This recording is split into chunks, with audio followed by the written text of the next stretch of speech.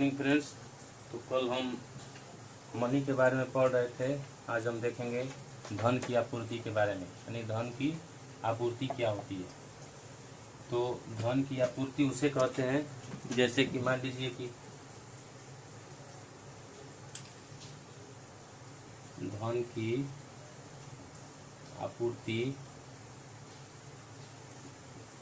उसे कहते हैं जो कि किसी जनता के पास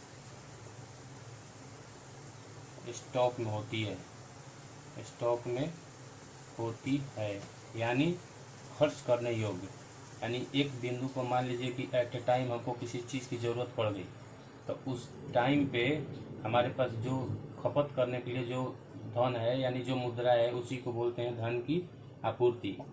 इसमें क्या क्या आता है धन की आपूर्ति में? कागजी नोट प्लस सिक्का प्लस बैंक में डिमांड डिपॉजिट। डिमांड डिपॉजिट मतलब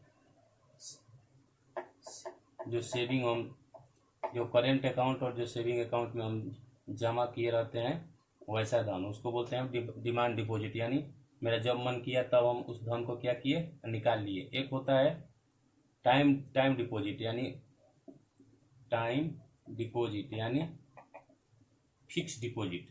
जैसे ये होता है फिक्स्ड डिपॉजिट, यानी ये किसी टाइम पे ही निकाला जाता है। इसे 10 वर्ष के लिए, 5 वर्ष के लिए, 2 वर्ष के लिए इसको फिक्स कर दिया जाता है। तो इसको बोलते हैं टाइम डिपॉजिट, यानी ये 2 वर्ष बाद ही निकलेगा, ये फिक्स डिपॉजिट होता है। और इसको बोलते हैं डिमांड डिपॉजिट, यानी मेरा जब मन किया तो हम उस धन को निकाल लिए। तो कागजी नोट प्लस सिक्का प्लस डिमांड डिपॉजिट, ये क्या है? मेरा धन की आपूर्ति कहलाता है। धन की आपूर्ति कहलाता है, यानी वैसा धन जो किसी समय में, यानी एट ए टाइम मेरे पास खर्च करने योग्य हो, उसी को बोलते हैं धन की आपूर्ति। अब धन की आपूर्ति के स्रोत क्या हैं? अब इसके स्रोत क्या हैं, यानी ये धन आता कहाँ से है? तो एक तो सरकार जो कागजी नोट प्लस सिक्का जारी करती है वो। दूसरा आरबीआई जो कागजी नोट प्लस सिक्का जारी करती है वो। और थर्ड, आप जब ये डिमांड डिपॉजिट जमा कराने जाते होंगे तो ये किसी बैंक में जाते होंगे, तो बैंक के पास डिमांड डिपॉजिट यानी जो बैंक के पास डिमांड डिपॉजिट होती है वो। ये तीनों क्या है? यही है ये धन आपूर्ति के स्रोत, यानी मेन यही 3 लोग क्या करते हैं, हमारे लिए धन का इकट्ठा करते हैं। जैसे सरकार हुआ, सरकार कागजी नोट सिक्का जारी करती है। आरबीआई हुआ, कागजी नोट और सिक्का जारी करता है। और बैंक होता है, तो आप किसी धन को जमा कराने कहाँ जाते हैं? बैंक में ही जाते होंगे या पोस्ट ऑफिस में जाते होंगे। तो ये क्या है? मेरे धन की आपूर्ति के स्रोत हैं।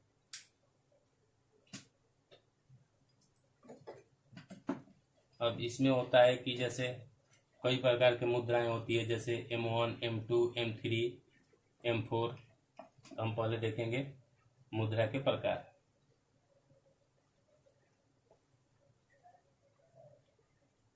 और इसमें पहले और चीज बता देना चाहता हूँ। जैसे हमारे यहाँ जो करेंसी छापने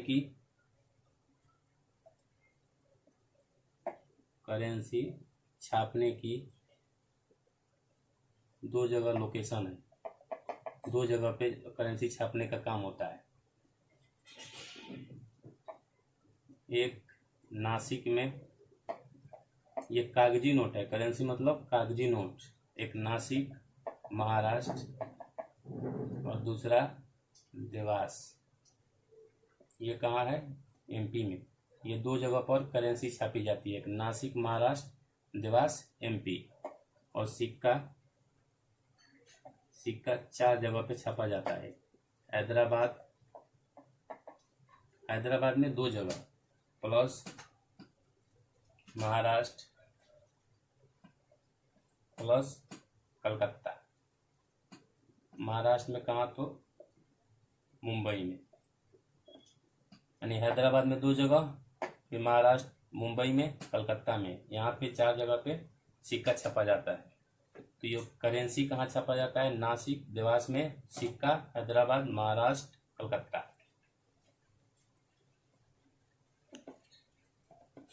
और एक बार किसी एग्जाम में पूछा गया है कि करेंसी कहाँ छपा जाता है, वहाँ पर देवास का नाम था, उस ऑप्शन में देवास था, नासिक का नाम नहीं दिया हुआ था। अब देखते हैं मुद्रा, मुद्राएं के प्रकार, मुद्रा के प्रकार, M1, M2, M3, M4, ये 4 प्रकार की मुद्राएं होती है। M1, M2, M3, M4। तो ये M1 क्या है, ये C plus DD plus OD, इसको बोलते हैं C plus DD plus OD। M2 क्या हो जाएगा, M1 प्लस पोस्ट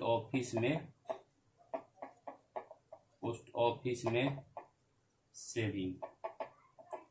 ये हम बताएंगे कि ये क्या होता है, C क्या होता है, DD क्या होता है, OD क्या होता है। पहले हम ये लिख लेते हैं, M1 प्लस बैंक में time deposit, M3 plus post office में कुल जमा, यानी इसमें जो फिक्स डिपॉजिट है वो भी और जो डिमांड डिपॉजिट है वो भी, पोस्ट ऑफिस में कुल जमा। यहाँ पर कंफ्यूजन होता है बच्चों को M2 और M3 में, क्योंकि यहाँ पर देखिए M1 आ रहा है, M2 में M1 आ रहा है, यहाँ M4 में M3 आ रहा है, तो लोगों को लगता है कि M2 में M3 में M2 आएगा, लेकिन यहाँ पे M1 आता है। अब देखते हैं कि ये C क्या होता है। C मतलब कैश, कैश यानी जो आप लोग के पास होता है, यानी जो जनता के पास होती है, यानी कागजी नोट प्लस सिक्का, ये जो आप लोग के पास होता है, कागजी नोट, सिक्का।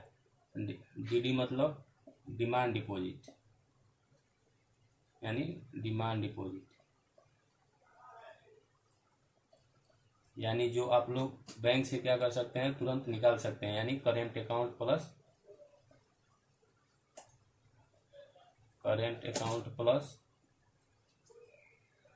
सेविंग अकाउंट, यानी यह है बचत खाता। करेंट अकाउंट मतलब बचत खाता, करेंट अकाउंट मतलब चालू खाता, और सेविंग अकाउंट मतलब बचत खाता। OD मतलब अदर डिपॉजिट।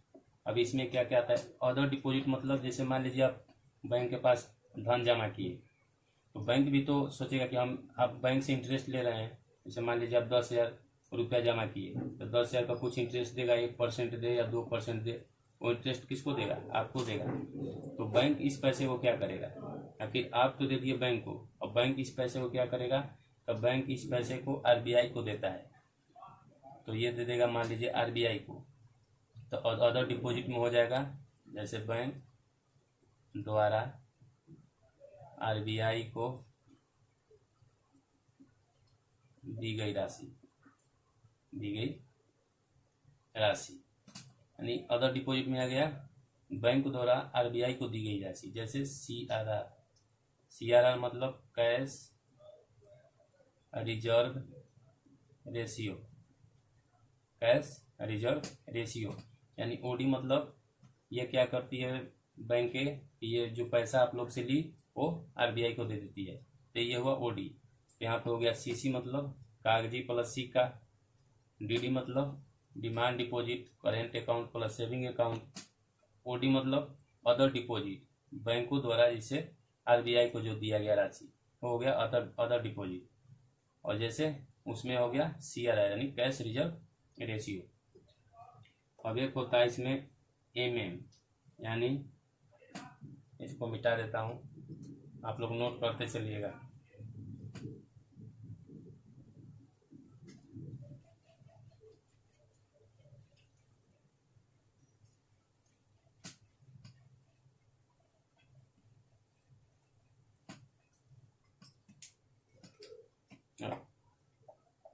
जैसे इसमें आता है एक नैरो मनी और एक होता है ब्रॉड मनी। नैरो मनी किसको बोलते हैं? M1 प्लस M2 को, इसको बोलते हैं नैरो मनी। ब्रॉड मनी किसको बोलते हैं? M3 प्लस M4 को, इसको बोलते हैं ब्रॉड मनी। और SSC के एग्जाम में ये पूछा गया है, SSC के पेपर में पूछा गया है नैरो मनी क्या है। M1 प्लस M2, उसमें दिया गया था option M3, M4, M1, M0, इसमें दिया गया था। तो M1 को क्या बोलेंगे हम लोग? Narrow money. एक होता है ब्रॉड मनी। M3 और M4 को मिलाकर क्या बोलते हैं? Broad money. इसमें एक होता है MM, यानी मनी मल्टीप्लायर। अब ये मल्टीप्लायर क्या होता है? तो जैसे होता है ना किसी का गुणक, यानी मनी का क्या हो? गुणा हो जाए, यानी मनी जैसे होता है ना कि 4 गुणे 2, हम लोग बोलते हैं कि 4 का कितना है? 2 गुना है। उसी तरह मान लीजिए आप 100 रुपया जमा किए, जैसे हो गया ये 200, तो बोलते हैं ना कि इसका गुणक क्या हो गया? 2 हो गया, यानी ये डबल हो गया। तो ये MM क्या होता है? मल्टीप्लायर। ये 1/CRR का, ये MM क्या होता है? CRR का रिवर्स रेसिप्रोकल होता है, यानी MM is inversely proportional to कितना? CRR। MM CRR मतलब कैश रिजर्व रेशियो। MM मतलब कैश रिजर्व रेशियो। और ये भी पूछा गया है कहाँ? UP PCS में। UP PCS में पूछा गया है कि मनी मल्टीप्लायर क्या होता है? तो कैश रिजर्व रेशियो का रिवर्स रेसिप्रोकल होता है, यानी ये क्या होगा? रिवर्स रेसिप्रोकल, यानी समानुपाती नहीं है। तो ये आज मनी के बारे में था। मनी के बारे में एक लेक्चर कल था और आज था, तो आज ये मनी का पूरा टॉपिक खत्म होता है।